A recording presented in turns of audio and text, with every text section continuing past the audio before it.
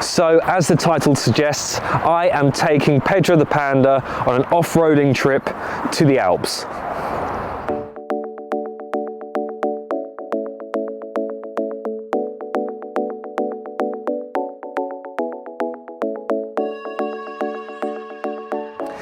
Hello and welcome back to another PTP 4x4 video, and today I'm talking about what I've had to do to get Pedro ready to take him on the biggest adventure of the year.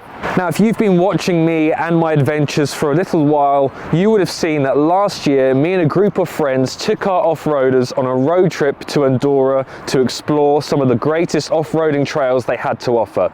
Well, this year we're doing the same thing, but we're going to explore the French and the Swiss Alps to try and find some of the best off-roading trails the area has to offer. Now, it's been a pretty busy couple of months for me. I had a camper van road trip I did, so I had to get my camper van ready for that, and then I had a family holiday to Sicily, and then just after that I had a nose operation. So it's been a little bit touch and go if I was going to get Pedro ready for this epic road trip, and just 3 days left before we head off, Pedro is finally ready, apart from just needing a good final clean. So like last time, there is a small group of us going. There are 4 cars and 6 people, and we've all had to do a few little bits and pieces to get our cars ready for a road trip like this. But for Pedro the Panda, there were a few key areas that I had to improve before we tackled this kind of trip. First of all, I found out that when me and my mechanic Jamie did the Abarth T-Jet engine swap, I bought and fitted the wrong sized radiator. The radiator that was fitted before was only 18 millimeters thick, and the one I needed was around 35 millimeters thick.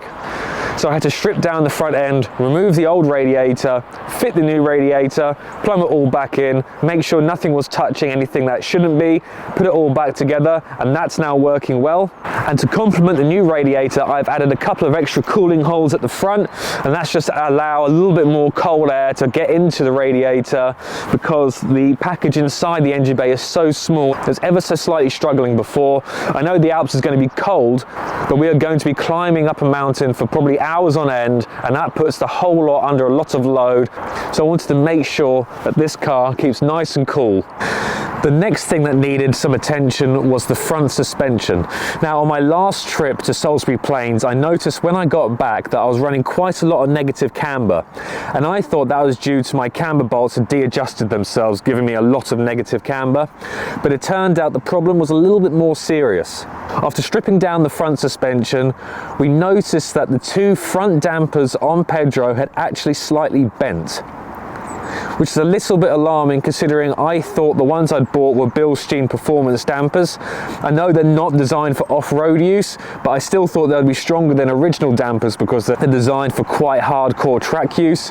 It turns out they weren't up to scratch, so I've had to buy some standard dampers for now. I painted them yellow just so they look better, and I've refitted the lifted springs and the spring spacer and a slightly smaller strut top spacer, so I'm still running the same ride height as before, but I've changed the front dampers and then had the geometry done to make sure my camber was perfect and also nothing was going to fail.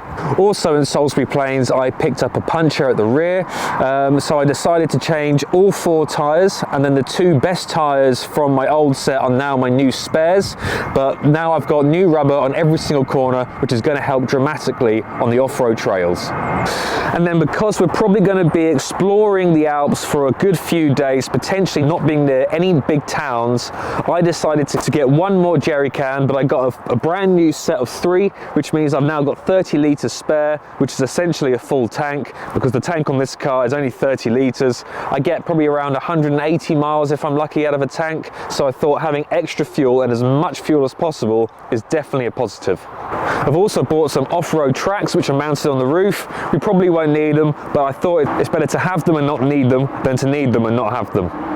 I've also given Pedro a full service, so I know he's going to be perfectly safe doing around 2,500 miles throughout this trip.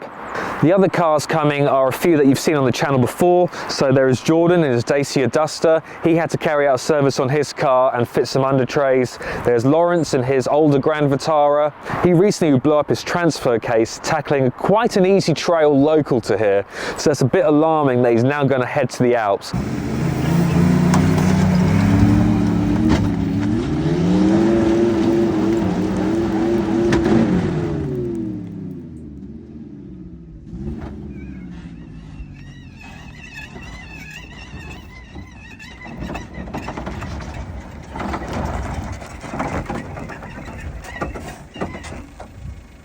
Anything to say?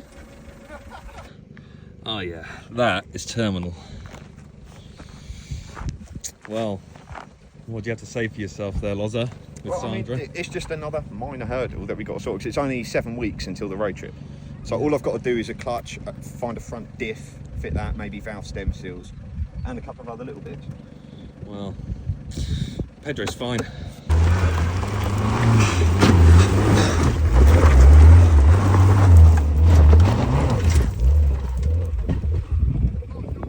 But he's changed that. He's also done a couple of wheel bearings, but his car is now ready for the trip. Jamie is bringing his Grand Vitara, and he's had to sort out his exhaust system that almost fell off the last time we were out, but also replaced both of his rear dampers, which were completely knackered. But we are all pretty much ready to rock and roll. The car is mostly loaded up now with all of my stuff. There's a few more bits I have to put in. I've brought quite a few spares with me. I've brought some spare drive shafts because that's probably my biggest concern of this whole trip. This is the most extreme and longest trip I have done since 2 major upgrades, which is the Bath T-Jet engine and the self-locking rear differential. I'm really hoping nothing catastrophic goes wrong on a road trip like this, because when you're on the top of the mountains in the middle of the Swiss or the French Alps, it's going to be pretty difficult to get a broken car back down onto the main roads. So hopefully nothing bad happens. But the plan is we are heading off on a 10-day trip. We're going to drive down and split the drive to the Alps into 2 days, spend a good 4 days in the Alps itself, and then on the way back drive through Germany, explore some of the off-roading trails that they have in Germany. I know there are a few, and then potentially pop into Belgium and see what they have to offer. But it's going to be a fantastic trip. I'm really looking forward to it. It's going to be the biggest trip of the year, and I absolutely cannot wait.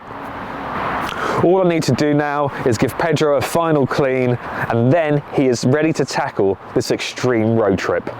So if you're keen to see how this goes, please do subscribe to the channel. Follow me on Instagram for live updates on where we are and what we're doing, because I can guarantee this is going to be a fantastic trip. It's going to be great fun. We're going to explore some of the most challenging and beautiful trails that the Alps have to offer. So please join us on the journey, and videos for this will be coming out soon. We're only 3 days now from heading out. We're leaving on the 13th of September, so we're not far away now from heading off. But we've done as much as we can, and touch wood, nothing goes wrong. Thank you very much for watching. Stay tuned for this adventure, and I'll see you very soon.